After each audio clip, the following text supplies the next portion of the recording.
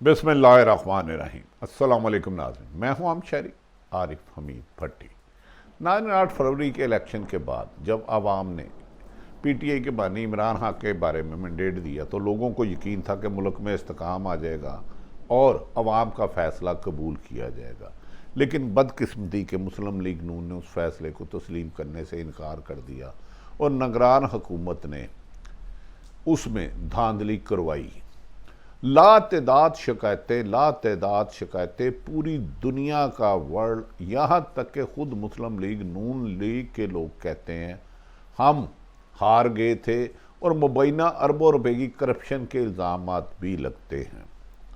جیتے ہوئے کو بھی پارٹی نہیں دی گئی اور ہارے ہوئے شخص کو واضح شکست فاش کھانے والی مسلم لیگ نون اور پیپلز پارٹی حکومت بنانے میں کامیاب ہو گئی ہے۔ انہوں نے اپنے قومی اسمبلی کے سپیکر، ڈپٹی سپیکر اور چاروں صوبوں کے ہو گئے ہیں، لیکن اس کے باوجود قومی اسمبلی میں ایک ہی آواز سنائی دی، ایک ہی شکل دکھائی دی، بانی تحریک انصاف۔ جبکہ پنجاب میں محترمہ مریم نواز نے حکومت بنا لی، یا بنوا دی گئی، بلکہ زیادہ لفظ بہتر یہ ہے بنوا دی گئی۔ پیپلز پارٹی کی حکومت جانور بنی اور بلوچستان میں بنوائی جا رہی ہے، اور کے پی کے میں عوام کے ووٹوں کی چوری کے باوجود بھی کچھ مینڈیٹ تسلیم کیا گیا۔ ہمارا خیال تھا کہ پاکستان کے ادارے آئین اور قانون کے مطابق کام کرتے ہیں اور جو قائد اعظم نے پاکستان بنایا تھا اسے ترقی کے راستے پر گامزن کیا جائے گا، لیکن بدقسمتی دیکھیں کہ چند لوگوں نے آئین اور قانون کو فٹ بال سے کھولا۔ ایک عمران خان کے خوف کی وجہ سے انہوں نے 25 کروڑ عوام کے مینڈیٹ کو ٹھوکر ماری، چوری کیا، فراڈ کیا۔ نثار چیمہ، اختر مینگل، انہوں نے حکومت کی، کہا کہ مبینہ طور پہ کروڑوں روپے رشوت لے کے رزلٹ چینج کیے گئے۔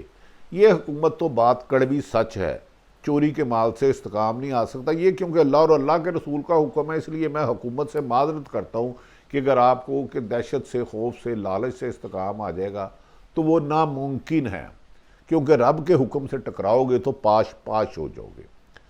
آج چوری کے ووٹوں سے ایاز صادق صاحب سپیکر ہو گئے، اور بھی کچھ لوگ ہو گئے۔ سندھ میں مراد علی شاہ صاحب بھی ہو گئے، محترمہ مریم، اور علی امین گنڈا پور نے کہا کہ میرے قائد عمران خان کے مقدمات ختم کیے جائے۔ 8 دن کا ٹائم دیا کہ آپ فوری طور پر 9 مئی کے تمام مقدمات جعلی ختم کیے جائے اور اس کی جوڈیشل انکوائری کی جائے، جو خوش آئین بات ہے۔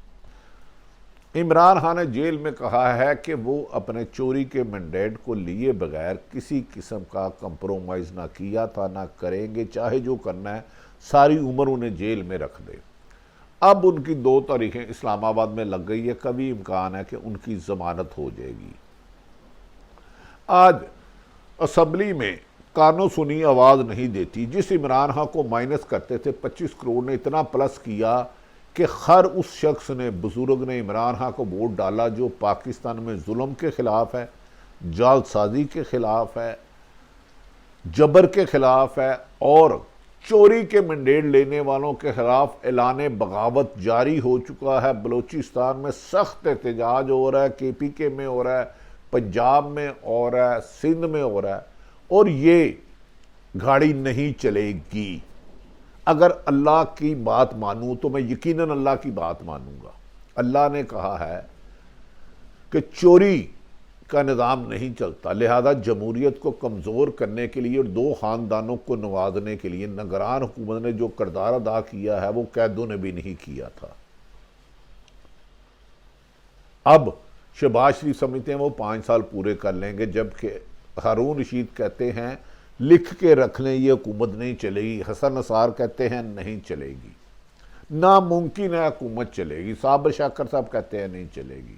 عمران ریاض خان کہتا ہے نہیں چلے گی۔ میرے جیسا طالب علم بھی کہہ رہا ہے کہ جس طرح مینڈیٹ کو چوری کیا گیا، جن کی سیٹیں 175 سے 200 تھی انہیں 100 سے کم لایا گیا، اور جن کی سیٹیں 25-30 تھی انہیں 100 سے اوپر لے جایا گیا، تو لہٰذا یہ بندر بانٹ، پیسوں سے خرید و فروخت، فارم 45 کو 47 میں بدلنا، 47 کو ضائع کرنا، اس کے اتنے ایویڈنس آ گئے ہیں کہ اگر اس ملک میں آئین اور قانون ہوتا تو اب تک کئی لوگ گرفتار ہو کر جیل میں چلے جاتے۔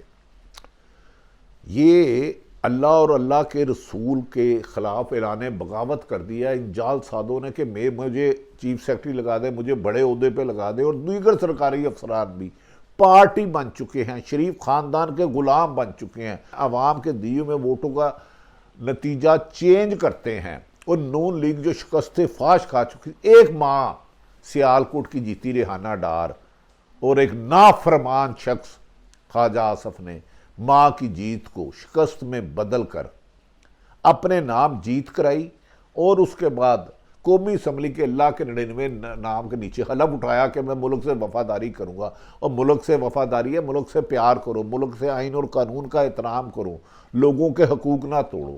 دوسری طرف ناظرین، عمران ریاض کو چند دن پہلے اینٹی کرپشن کے کیس میں پکڑا گیا۔ وہ کیس جھوٹا تھا، بے بنیاد تھا، اس کی ضمانت ہو گئی۔ ساتھ ہی پچھلے سال مارچ میں جب عمران ریاض اور دیگر صحافی درجنوں کوریج کے لیے گئے زمان پارک مانند پی ٹی آئی گھر کے باہر، ایک کوئی پرچہ ہوا تھا 1 سال پہلے، اب مبینہ طور پہ اس میں گرفتار کر لیا ہے۔ کبھی اس کو گلشن راوی کہا جاتا ہے، کبھی اس کو کہا جاتا ہے قلعہ گجر سنگھ رکھا، کبھی ریس کورس رکھا، اب اس کو نامعلوم مقام پہ لے جایا جا رہا ہے۔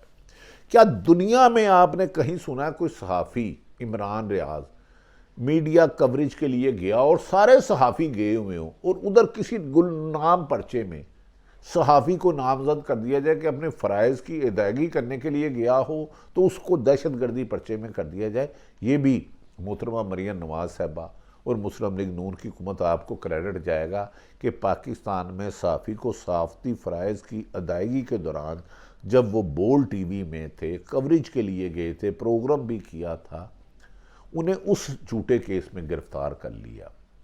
قانون تو یہ ہے کہ آپ نے پہلے جھوٹا اینٹی کرپشن کا کرایا، وہ عدالت نے ختم کر دیا، اس کے گھر والوں کو ملنے دو، ریمانڈ لے، عدالت انشاءاللہ تعالیٰ بے گناہ ہوگی تو اللہ کے کرم سے رہا کر دے گی۔ اب سے تھوڑی دیر پہلے اس کی بیوی نے گھر سے کھانا بنایا اور اس کو بھیجا، تو وہ کہتے ہیں جس کے پاس جاتے ہیں پتہ ہی نہیں ہے۔ کیا یہ ملک جنگل کا قانون ہے؟ میں تمام سرکاری افسران سے گزارش کرتا ہوں، کیا تمہاری ماؤں نے اس لیے پیدا کیا تھا کہ تم لوگوں پر جھوٹے مقدمے درج کرو، لوگوں کو گرفتار کرو، لوگوں پہ جھوٹے کیس بناؤ، انکم ٹیکس کے بناؤ یا کسٹم کے بناؤ، FBR کے بناؤ یا سمگلنگ کے بناؤ؟ تم نے مرنا نہیں ہے؟ کیا آپ پر خدا نہ خواستہ یہ جو افسر صحافیوں پر اور سیاستدانوں پر جھوٹے مقدمے دینے، اگر ان کے خلاف بھی جھوٹے ہوئے تو ہم ان کو بھی جھوٹا کہیں گے اور ان کے حق میں بولیں گے۔ مجھے یقین ہے کہ اللہ تعالیٰ ان پر قہر نازل کرے گا۔ اللہ ظلم کرنے والوں پر جھوٹے کیسوں میں سیاستدانوں کے کہنے پہ یا کسی کے بھی کہنے پہ کرتا ہے وہ عذاب الہی ہوگا، کیونکہ کوئی بھی سیاستدان جب تک سرکاری افسر اعلی کار نہ بنے، اغوا کار نہ بنے، کوئی جھوٹا مقدمہ درج نہیں کر سکتا۔ لیکن عمران ریاض کا میں حکومت سے صرف گزارش کر سکتا ہوں، ایون کہ بشمول مریم نواز صاحبہ سے، وزیر اعظم بن رہے ہیں شہباز شریف صاحب، فائد عیسیٰ صاحب سے اور دیگر جتنے بھی ہیں، خدا کے لیے انتقامی کارروائیاں سیاستدانوں اور صحافت ختم کر دو، عوام کا مینڈیٹ مانو۔ میری اطلاع ہے 2 دن پہلے ایک اعلیٰ سطح میٹنگ ہوئی تھی جس میں پتا تھا کہ عمران ریاض پر اینٹی کرپشن کا جھوٹا پرچہ درج کیا گیا ہے اور یہ ختم ہو جائے گا۔ پھر اعلیٰ سطح پر ایک اہم ترین سیاسی شخصیت نے کہا جب تک میں ہوں مجھے عمران جیل میں جائیے، اور 5 صحافیوں کا اور نام دیا۔ کیا مزید صحافی گرفتار کیے جائیں گے؟ کیا پاکستان میں تحقیق کر کے عوام کے سامنے حقائق لانا جرم ہے؟ کیا افسران جو آج جھوٹے مقدمے درج کر رہے ہیں، کل کو ان کے خلاف جھوٹے مقدمہ درج ہوئے تو وہ اپنے بچوں کو کیا جواب دیں گے کہ جو ہم نے بویا تھا وہی کاٹ رہا ہے؟ خدا کے لیے پاکستان کی جمہوریت کی فصل کو کمزور نہ کرو، انتقامی سیاست کو ختم کر دو۔ ایک اہم میٹنگ میں بہت خوفناک انکشاف ہوتے ہیں۔ 2 دن سے ہارون رشید ہمارے بڑے بھائیوں کی طرح انہوں نے بھی لاگ نہیں کیا، مجھے ان کی بھی فکر ہے۔ انہوں نے کہا ہے کہ برادرم بے شک کشیدگی میں کمی چاہیے، مگر اس کے لیے جعلی الیکشن قبول کیسے کیے جائیں گے؟ نہیں کرنے چاہیے۔ انہوں نے کہا اللہ تعالیٰ ان لوگوں کو غارت کرے جو سوہنی قاتلوں کی پشت پناہ امریکہ کشمیر اور مسلمانوں کے قاتل مودی سے آمانگ ہیں۔ انہوں نے کہا عمران اس پر ہارون رشید نے ٹویٹ کیا، جھوٹے الیکشن میں جیتنے والی وزیر اعلیٰ کی تقریب میں شریک اخبار نویس جانے اور ان کا ضمیر، البتہ ان سے ہمارا کوئی واسطہ نہیں، یہ ملک ہم نے دہم اہن کسی کشتہ نہ۔ ایک بڑا مشکل تھا، انہوں نے کہا پیٹرول پمپ الاٹ کرانے والوں سے کہیں کہ شکایت شرفا پر سند افسوس۔ انہوں نے کہا کہ صحافیوں، دوسری طرف میں ایک گزارش کرتا ہوں، اب بھی ملک میں آئین اور قانون کی حکمرانی لے آئیں، عمران ریاض کی بیوی بچوں کو ملائے، اللہ تعالیٰ ان سازشیوں کو اپنی پکڑ میں لائے اور ملک میں انصاف کا بول بالا ہو۔ پاکستان زندہ باد۔